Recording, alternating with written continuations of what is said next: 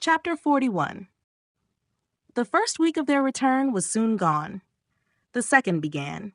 It was the last of the regiment's stay in Meryton, and all the young ladies in the neighborhood were drooping apace. The dejection was almost universal. The elder Miss Bennets alone were still able to eat, drink, and sleep, and pursue the usual course of their employments.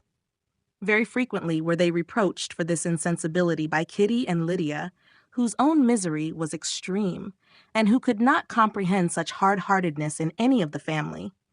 "Good heaven, what is to become of us? What are we to do?" would they often exclaim in the bitterness of woe. "How can you be smiling so, Lizzie?" Their affectionate mother shared all their grief. She remembered what she had herself endured on a similar occasion 25 years ago. "I am sure," said she, "I cried for 2 days together when Colonel Miller's regiment went away. I thought I should have broken my heart."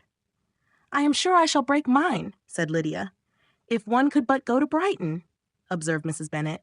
"Oh, yes, if one could but go to Brighton, but Papa is so disagreeable. A little sea bathing would set me up forever. And my Aunt Phillips is sure it would do me a great deal of good," added Kitty. Such were the kind of lamentations resounding perpetually through Longbourn House. Elizabeth tried to be diverted by them, but all sense of pleasure was lost in shame. She felt anew the justice of Mr. Darcy's objections, and never had she been so much disposed to pardon his interference in the views of his friend. But the gloom of Lydia's prospect was shortly cleared away, for she received an invitation from Mrs. Forster, the wife of the colonel of the regiment, to accompany her to Brighton. This invaluable friend was a very young woman, and very lately married. A resemblance in good humor and good spirits had recommended her and Lydia to each other, and out of their 3 months' acquaintance they had been intimate too. The rapture of Lydia on this occasion, her adoration of Mrs. Forster, the delight of Mrs. Bennet, and the mortification of Kitty are scarcely to be described. Wholly inattentive to her sister's feelings, Lydia flew about the house in restless ecstasy, calling for everyone's congratulations, and laughing and talking with more violence than ever, whilst the luckless Kitty continued in the parlor, repined at her fate in terms as unreasonable as her accent was peevish. "I cannot see why Mrs. Forster should not ask me as well as Lydia," said she, "though I am not her particular friend. I have just as much right to be asked as she has, and more too, for I am 2 years older." In vain did Elizabeth attempt to make her reasonable, and Jane to make her resigned. As for Elizabeth herself, this invitation was so far from exciting in her the same feelings as in her mother and Lydia, that she considered it as the death warrant of all possibility of common sense for the latter, and, detestable as such a step must make her were it known, she could not help secretly advising her father not to let her go. She represented to him all the improprieties of Lydia's general behavior, the little advantage she could derive from the friendship of such a woman as Mrs. Forster, and the probability of her being yet more imprudent with such a companion at Brighton, where the temptations must be greater than at home. He heard her attentively, and then said, "Lydia will never be easy until she has exposed herself in some public place or other, and we can never expect her to do it with so little expense or inconvenience to her family as under the present circumstances."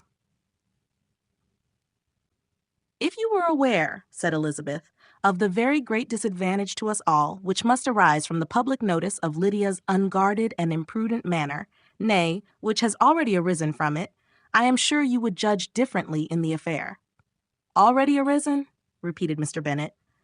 "What, has she frightened away some of your lovers? Poor little Lizzie! But do not be cast down. Such squeamish youths as cannot bear to be connected with a little absurdity are not worth a regret. Come, let me see the list of pitiful fellows who have been kept aloof by Lydia's folly."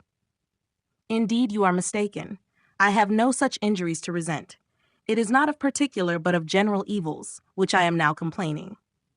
Our importance, our respectability in the world, must be affected by the wild volatility, the assurance and disdain of all restraint which mark Lydia's character. Excuse me, for I must speak plainly. If you, my dear father, will not take the trouble of checking her exuberant spirits, and of teaching her that her present pursuits are not to be the business of her life, she will soon be beyond the reach of amendment. Her character will be fixed, and she will at 16 be the most determined flirt that ever made herself or her family ridiculous. A flirt, too, in the worst and meanest degree of flirtation, without any attraction beyond youth and a tolerable person. And, from the ignorance and emptiness of her mind, wholly unable to ward off any portion of that universal contempt which her rage for admiration will excite. In this danger, Kitty also is comprehended. She will follow wherever Lydia leads. Vain, ignorant, idle, and absolutely uncontrolled. Oh, my dear father, can you suppose it possible that they will not be censured and despised wherever they are known, and that their sisters will not be often involved in the disgrace? Mr. Bennet saw that her whole heart was in the subject, and affectionately taking her hand, said in reply, "Do not make yourself uneasy, my love. Wherever you and Jane are known, you must be respected and valued, and you will not appear to less advantage for having a couple of, or I may say 3, very silly sisters. We shall have no peace at Longbourn if Lydia does not go to Brighton. Let her go, then. Colonel Forster is a sensible man, and will keep her out of any real mischief, and she is luckily too poor to be an object of prey to anybody. At Brighton she will be of less importance even as a common flirt than she has been here.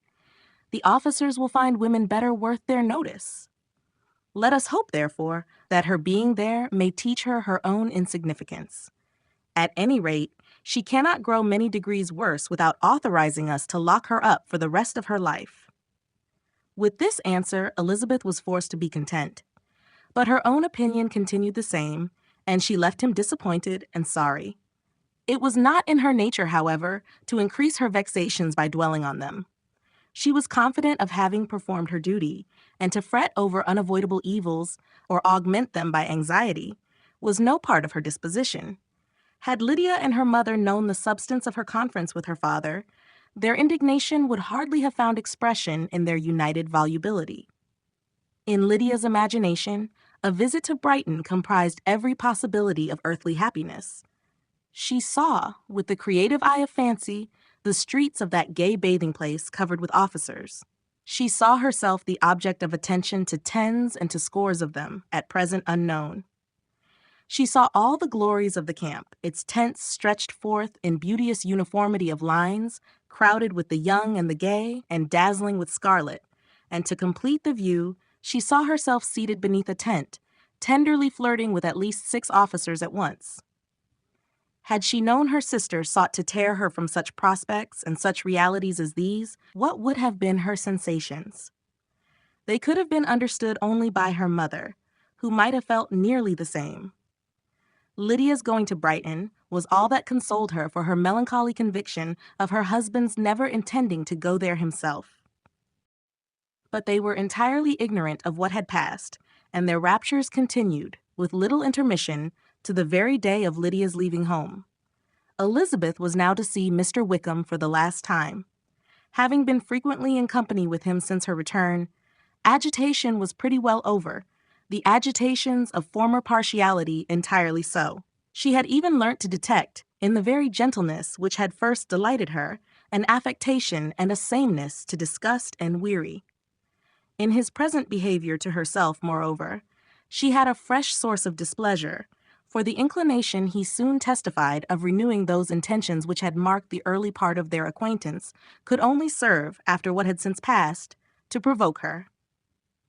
She lost all concern for him in finding herself thus selected as the object of such idle and frivolous gallantry, and, while she steadily repressed it, could not but feel the reproof contained in his believing that, however long and for whatever cause his attentions had been withdrawn, her vanity would be gratified, and her preference secured at any time by their renewal.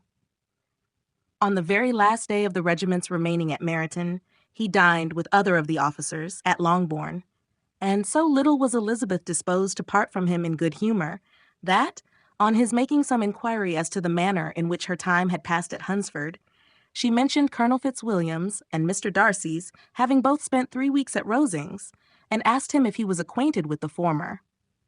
He looked surprised, displeased, alarmed, but, with a moment's recollection and a returning smile, replied that he had formerly seen him often, and, after observing that he was a very gentlemanlike man, asked her how she had liked him. Her answer was warmly in his favor. With an air of indifference, he soon afterwards added, "How long did you say he was at Rosings?" "Nearly 3 weeks." "And you saw him frequently?" "Yes, almost every day." "His manners are very different from his cousin's." "Yes, very different.